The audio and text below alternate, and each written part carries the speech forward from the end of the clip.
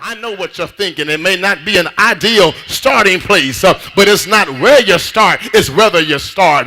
And I want to tell somebody this morning, it's time to start. Yeah, God. Look at your neighbor and say, it's time to start. Yeah. It may not be pretty. The dirt may be all crumbled and bubbled up. It may not be the most ideal place for you to start. But right where you are, God is saying, start anew. Proverbs 6:9 says, how long will you lie there, you sluggard? When will you get up from your sleep? I want to tell somebody this morning that you're prepared. You've worked on your character. You believe in yourself. You have passion. You're focused. But if you never make a move, you'll never go anywhere. What good is it to talk about I'm going to write a book if you never start writing the book? What good is it to dream big dreams if you're never going to get about the dream? What good is it to write a song if you're never going to sing the song so people can hear the song and have their life turned around? What good is it to talk about I'm going to open a business but you never get the business? What good is it to talk about I'm moving to a new neighborhood but you never go to the neighborhood and check it out?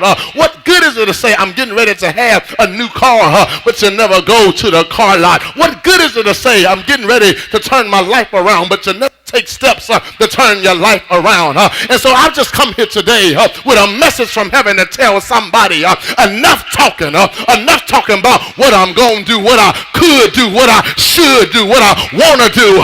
Make up your mind today and say, I'm just going to do it. I'm getting ready to bust a move. I'm getting ready to go somewhere. I'm getting ready to do something. And everybody may not like it, but tough. I'm getting ready to make this move. I'm getting ready to step out on faith. I'm getting ready to try. I'm getting ready to launch out into the water. I'm just going to do it. Shake your neighbor's hand and say, just do it. Oh God, Maxwell says people who lack initiative fail to see the consequences of their inaction. Initiative is the gas pedal in your car. What good is it to have a car that started up but you never press the gas? Oh yeah, you're ready to go somewhere but you don't give it any gas. And some of you done wrote journal book after journal book. Some of you have wrote composition after composition. Some of you have shared your goals and your dreams and your desires. And you're tired of sharing your dreams, your goals, and desire. And the only thing that's separating you from where you are right now to where you need to go, you just got to get up and make up your mind that if God be for me, who can be against me? You just have to make up your mind. No weapon formed against me shall be able to prosper. You just got to make up your mind that I might fail when I get out there, but at least my resume will say I tried. I might not get to where I want to get, but at least I won't be where I am right now. I've got to launch out on faith and just do something. Somebody say, just do it. But then secondly, if you're to live a purpose-driven life, you must understand the power of initiative, and that is initiative closes the door on fear. Did you catch that? Yeah. Yeah, God. Initiative closes the door on fear. The moment you take that first step, fear is going away. Yeah, it's like jumping in a pool. The moment you jump in a pool, you got a new decision. I'm going to sink or I'm going to swim. Yeah, but I'm no longer afraid of the water. And that's what I want to tell somebody this morning. You at the point where you've got to jump in the water. And right now, fear is saying, don't get in the water. Fear is telling you you are afraid of the water. But the moment you can jump in the water, that door is closed. And the only decision you have to make now is whether I'm going to sink or whether I'm going to swim. And I think I've got some swimmers in the house this morning that said it may not be pretty, but I bet you I won't sink. Oh, God, I may be, but I bet you I'm going to survive. I may have to work with this thing for a while, but I bet you I'm going to survive. It may not be pretty, but I bet you I'm going to survive. Nudge your neighbor and say, neighbor, what I've got to go through, it may not be pretty, but I bet you I'll survive. I bet you I'm going to pull through. I bet you I'm going to be all right. I bet you I'm going to have the victory. I bet you I'm going to stand on the pedestal. I bet bet you God gonna bring me through and see me through. It may not be pretty. They may laugh at me. They may talk about me. They may say it's ugly. But guess what? Some kind of way I'm coming through. Some kind of way I'm going to perfect my swing. And after I've suffered a while, after I've struggled a while, it's going to get smooth. Yeah. Tell somebody after I go through it, it's going to get smooth. After I come through it, I'm going to be that much better. After I come through it, I'm going to be that much better.